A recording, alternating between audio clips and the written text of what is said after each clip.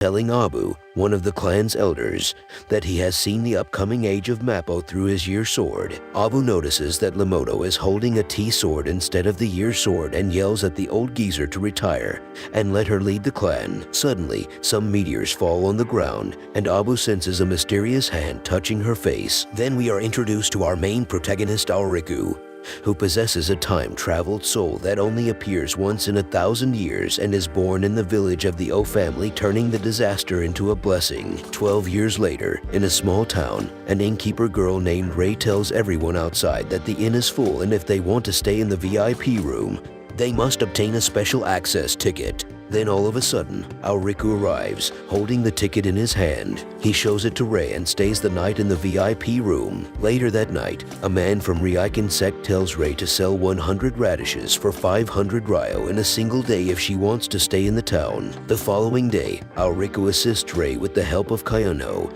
and his servant Ouchu to sell all of the radishes in exchange for food. After that, Ray gives him food and a gift. 3 days later, Auriku participates in the celestial gathering with Kayonho and his servant Ouchu to join Ryokan's clan under the supervision of 2 clan members. As the contest begins, they reach their first hurdle, the cursed fountain, where they have to collect water by throwing gold in it for the next test. While everyone is busy gathering the gold, a big man drops all the water from the foundation, and the bridge suddenly disappears. Some manage to escape while others fall from the bridge. Auriku and his team enter the village by pouring water at the village gate. Some villagers welcome them and take them to a party. After the party, Auriku talks with Kayano about the village and says that the villagers will not talk about the contest. The following day, Auriku orders his servant Ouchu to gather information about the village. While Ouchu is sitting on a house roof, Shushin, the crown prince of the Daemon country,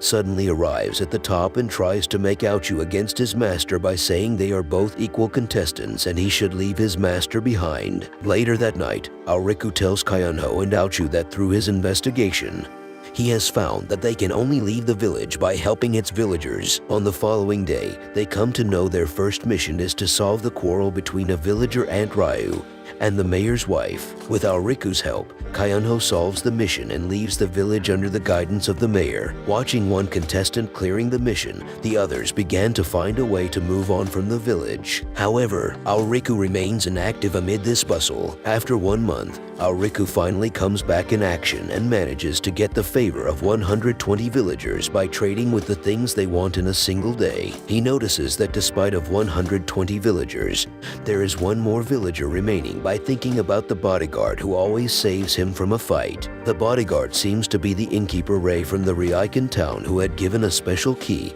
and coin there. The following day, Auriku questions Ray about her mission. She says her mission is so simple and asks for a special coin, but Auriku refuses to give the coin and trades with the special key. She tells him that her mission has been completed and takes him out of the village. He goes into a cave and collects his award. Meanwhile, the designer of the contest Abu and the supervisor Ryukin are watching all the contestants fighting a big monster. All of a sudden, Auriku arrives at the battlefield with his cloud-stepping shoes and the legendary Mystic Frost sword. Abu and Ryukin become shocked to see Auriku having legendary items and covering a large distance in a short time. Abu explains that the reward is decided automatically based on the points. She thinks Auriku must have earned an absurd number of points and wonders how he can control high-caliber items even without training. He kills the monster with the sharp attack of his legendary sword and destroys all the barriers in the upcoming valleys with just one blow. Watching this, the chief, Lamoto, calls for all other elders to decide what to do with the remaining 15 contestants. During the meeting, they decide to examine all the contestants because they do not have much budget. They gather all the contestants in the mystical cloud hall and start judging their power and spirit. When Auriku comes forward, all the elders become shocked to see his unprecedented potential and the legendary spirit base. Eventually, the test is over and the result is announced. The elders select Shushin, Bunho, and Ouchu among the 15 contestants. The announcer explains to Kayonho and Auriku the reason for their failure. She tells Auriku about the lucky charm proposal of one elder. He becomes happy and agrees to become her lucky charm at Ryokan sect. Hearing this, Abu asks him what he can pay them if they take him as a lucky charm. He throws the Shaun coin at her as his tuition tuition fees. Lamoto becomes surprised as he mistakes Aochu as the VIP guest at the inn and asks Auriku to make one wish. He says he wants to be the legacy disciple and becomes Abu's student. Abu takes Auriku to her house, where he asks about her stage of cultivation. She says she is at the Jindan stage and explains other elders' stages are way higher than hers. She takes Auriku to the school, where he is treated as a celebrity for being a legacy disciple. 2 years passed and Auriku trained by himself in those years and became stronger than before. One day, when Auriku is walking, he meets Rei after 2 years. She offers to teach him some basic martial arts and how to gather Kai in his body. Auriku becomes happy and accepts her as his new master. She takes him to a forest and teaches him some basic moves in just one day. When he goes back, he tells Abu about his progress in 1 day with his new master than in 2 years with her. She becomes mad and asks Auriku to take his master here for a duel. Later that night, he goes to Rei and provokes her against Abu. She becomes furious and calls Abu out to fight while she is taking her afternoon nap. Abu gets ready to fight her, but Rei easily defeats Abu as she does not take her seriously. As Auriku wins the bet, he asks Abu to teach her some real cultivation techniques. Abu becomes serious and explains that the medicinal bath that she has prepared for him for the past 2 years improves his physique, which enables him to learn her amorphic bones technique so he can gather Kai. Then she gets ready to teach him the amorphic bone technique. He takes a lesson in the cloud crossing halls during the day and trains the amorphic bone technique at night. He repeats the routine for 1 month and slowly but finally reaches the 3rd stage of amorphic bone. One day, he meets Rei again and asks her to teach him some techniques. She accepts his request and teaches him a new technique, entangling steps, which helps him to run and climb with ease. He learns it very fast because of his recent training. One night when he goes home, he becomes surprised to see Abu reading the essence of Jindan. She asks Auriku to collect sanguine berries from the Azure Cloud Peak as he has reached the 8th stage of the amorphic bone,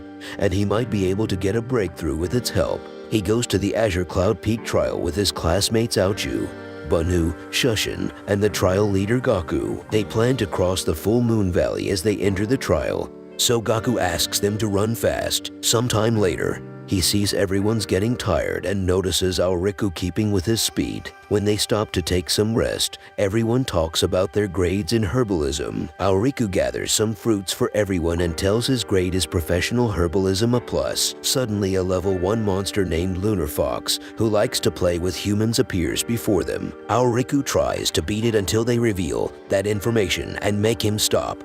When they start their journey again, some level 2 monsters attack them and injure Gaku, but Auriku beats one of the monsters and asks him to stop the others. Watching this, the trial leader Gaku claims that Auriku is way stronger than him. When the trial leader gets injured, they plan to stop the trial and summon one of the elders. Auriku summons his master Abu, and she sends everyone back to the Tetrad Peak and collects a lot of divine materials with Auriku. After stealing the divine materials, Abu leaves a letter of apology and disappears from the sect. Auriku knows she is just refining the materials, but before leaving, she gives him the amorphic bone strengthening pills and a detailed guide. On the other hand, Gaku and the others visit Auriku and thank to him for saving them. Bunhu begs Auriku to help him improve on his sword skills. Bunhu learns dark steel sword skill with the help of Auriku, and he improves a lot in just 1 day. After that, Auriku visits Rei to check his cultivation progress through inner observance